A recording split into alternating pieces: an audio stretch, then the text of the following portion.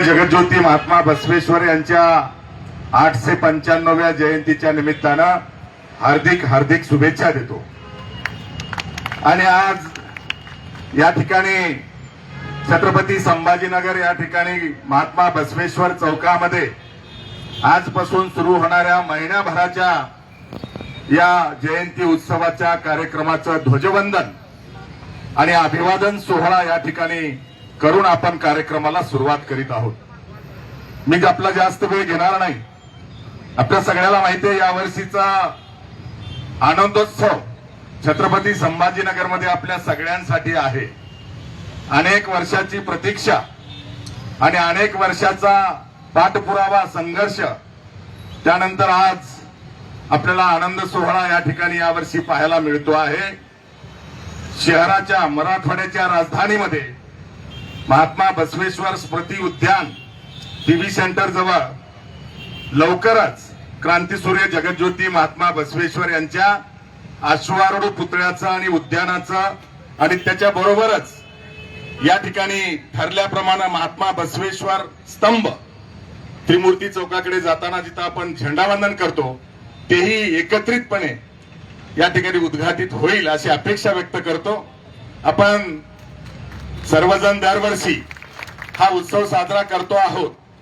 26 April 2001 ही या देशातली पहिली तारीख आहे की ज्या ठिकाणी शिवा संघटनेमुळे महाराष्ट्राच्या मंत्रालयामध्ये तत्कालीन मुख्यमंत्री सन्माननीय कैलासवासी विलासराव देशमुख आणि विरोधी पक्षनेते आदरणीय कैलासवासी गोपीनाथरावजी मुंडे यांच्या हस्ते क्रांतीसूर्य जगज्योती महात्मा बसवेश्वर यांची पहिली शासकीय जयंती झाली।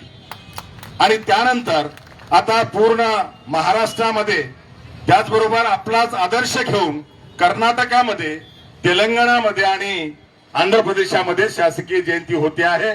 यावर्षी शिवा संघटनेने व्यासपीठाला मी विनंती करेल 2 उपक्रम हातामध्ये घेतलेले आहेत। तुमच्या सगळ्यांचं समर्थन आणि पाठिंबा त्या दोन्ही विषयाला आहे असं मी या ठिकाणी मान्य करतोय।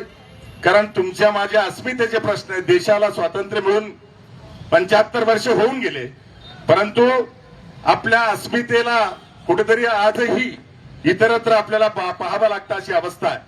म्हणून यावर्षी आम्ही 2 मागण्या देशाचे पंतप्रधान आणि गृहमंत्री यांच्याकडे केलेल्या आहेत।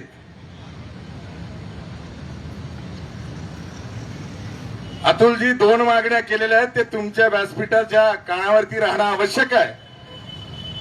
महात्मा बसवेश्वर हे जगातले संसदीय लोकशाहीचे निर्माते आहेत।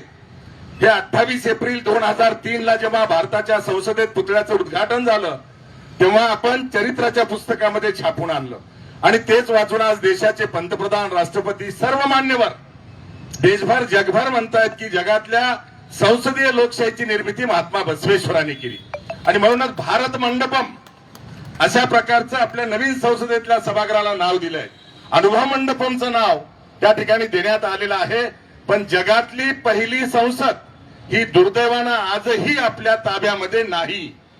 आपण निजाम राजवटीमध्ये होतो आणि म्हणून निजामाचे वंशज यांच्या ताब्यामध्ये कर्नाटक राज्यातल्या बिदर जिल्ह्यातील बसव कल्याण या ठिकाणी जी मूळ अनुभव मंडप आहे, जी पहिली जगातली संसद आहे, ती हैदराबादच्या नवाबाच्या वंशजाच्या ताब्यात आहे। ती हैदराबादच्या नवाबाच्या वंशजाच्या ताब्यातली मूळ अनुभव मंडप म्हणजे मूळ संसद ही मुक्त करा अशा प्रकारची मागणी आपण केलेली आहे। आणि म्हणून मूळ अनुभव मंडप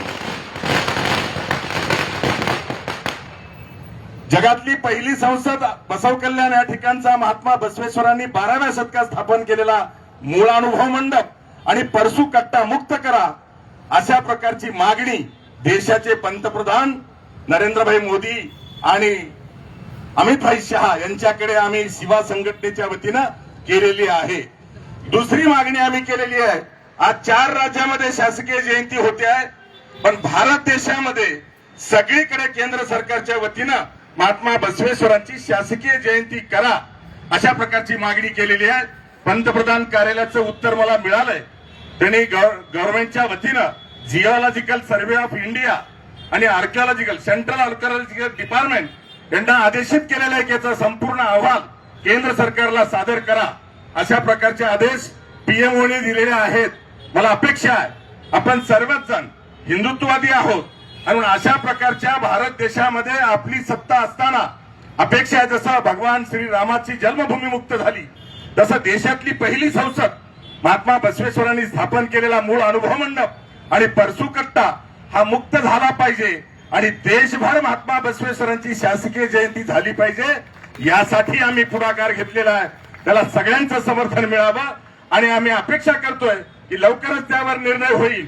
पण लोकशाहीमध्ये आपल्याला आंदोलनही करावं लागतं, म्हणून येणाऱ्या पार्लमेंटच्या अधिवेशनावर आम्ही तालकटोरा स्टेडियमवर शिवा संघटनेच्या वतीनं प्रचंड मोठा धडक मोर्चा आयोजित करतो आहोत.